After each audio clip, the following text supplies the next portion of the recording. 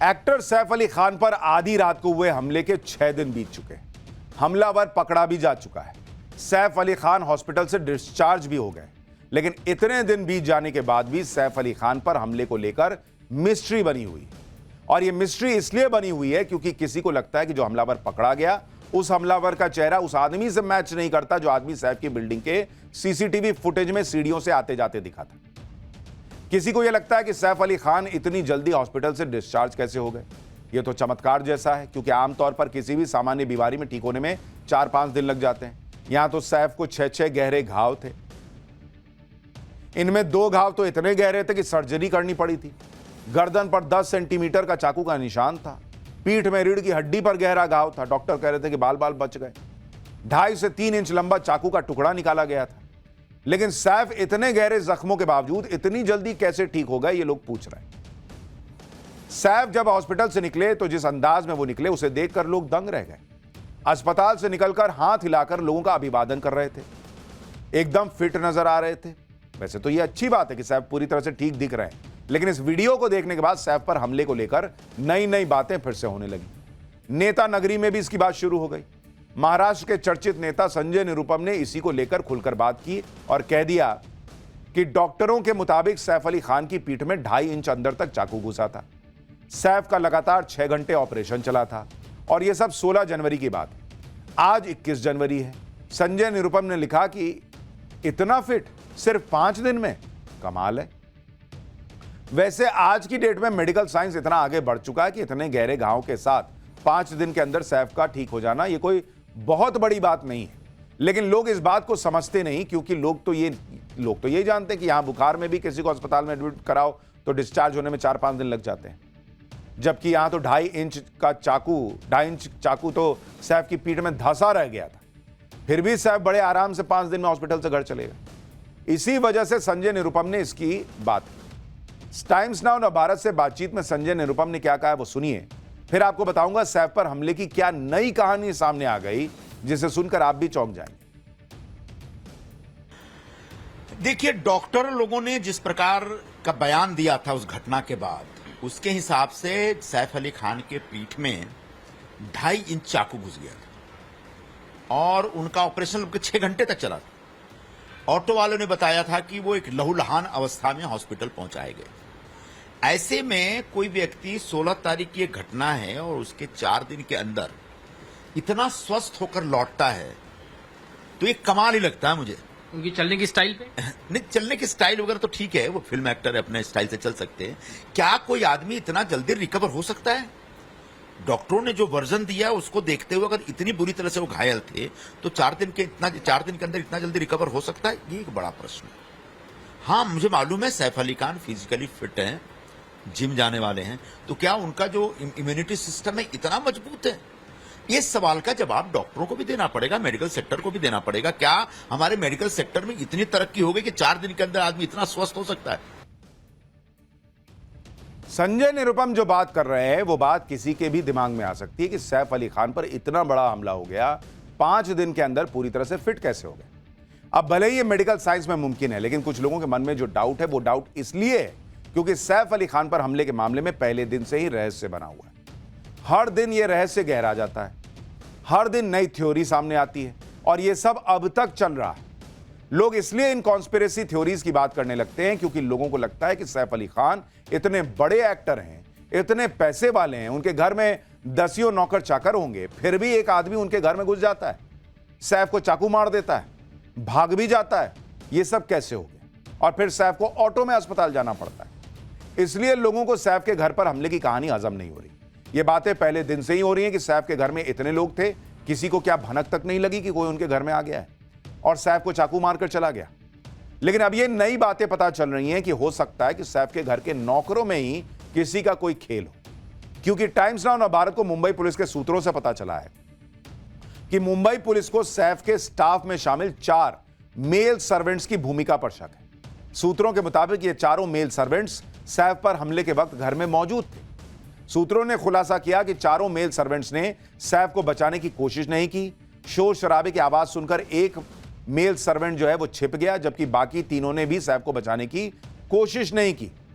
इस खुलासे की पुष्टि सैफ के बेटे जहांगीर की केयरटेकर नर्स एलियामा फिलिप के उस बयान से भी होता है, जो सैफ पर हमले के वक्त सैफ के घर पर ही मौजूद थी। उसने ही हमलावर को सबसे पहले देखा था। धक्का मुक्की के दौरान हमलावर ने नर्स फिलिप को भी ब्लेड से मारने की कोशिश की थी, जिससे उनकी कलाई और उंगलियों पर चोटें आई। एलियामा फिलिप ने पुलिस को जो बयान दिया, उसकी एक्सक्लूसिव डिटेल्स नवभारत को पता चली।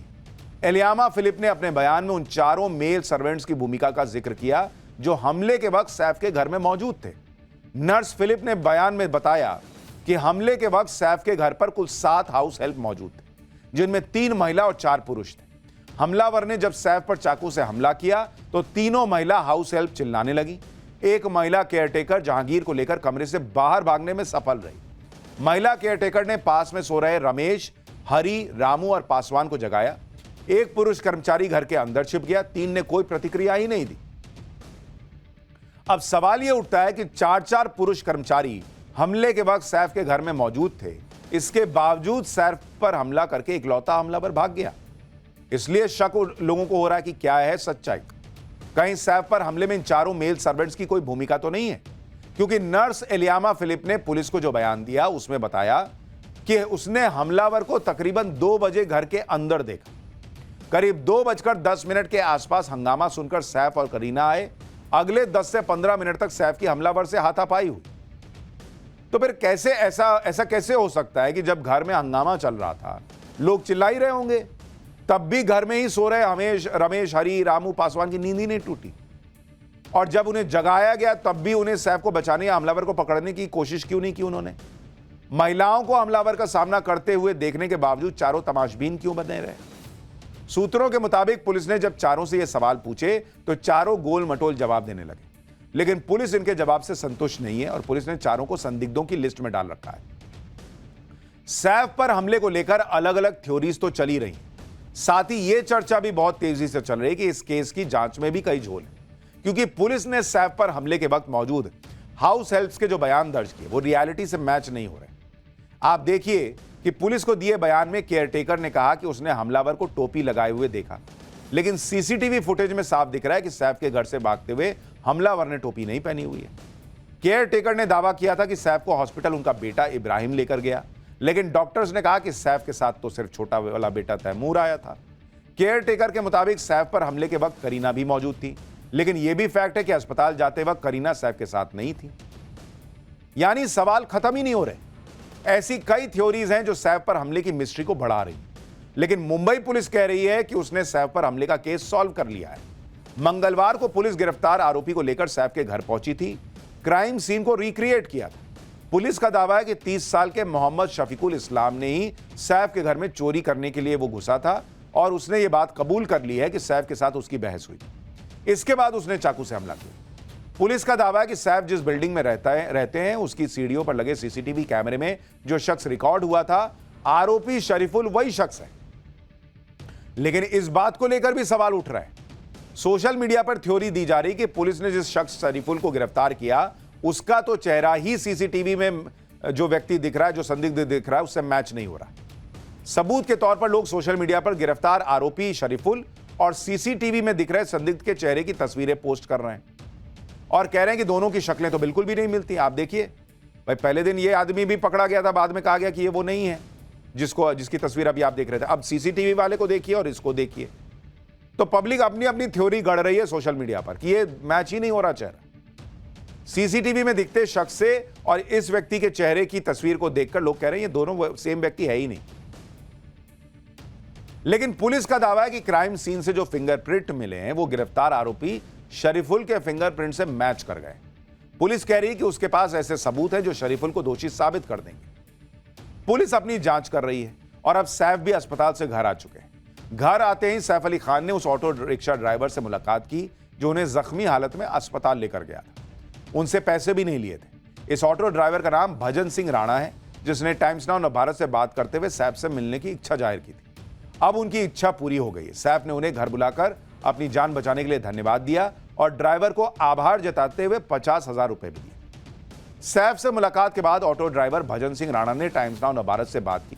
सुनिए क्या बताया। ये उन्होंने वही धन्यवाद के लिए बुलाया था, बहुत बहुत धन्यवाद बोले। इनके जितने भी परिवार के थे सब ने ऐसे हाथ जोड़ के ये कहा कि चलो ठीक है, बहुत अच्छा काम किए। मम्मी बोले कि ये मम्मी है मेरी। शर्मिला टैगोर की। हाँ जी हाँ। और सैफ अली खान थे बाकी, और भी उनकी लड़की भी थी। ये तो जिंदगी भर मुझे याद रहेगा कि स्टार की मैंने थोड़ी हेल्प करी थी, थोड़ी जो कि ना समझ के भी, जैसे भी अब इतना बड़ा स्टार होगा, ये मैं कभी नहीं सोचा जिंदगी में ऐसा कोई स्टार मुझे मिलेगा जो मेरी गाड़ी रिक्शे में बैठेगा। इतना कि मुझे आज तक इतना कोई सम्मान नहीं मिला जितना वो मुझे सम्मान दिए सर।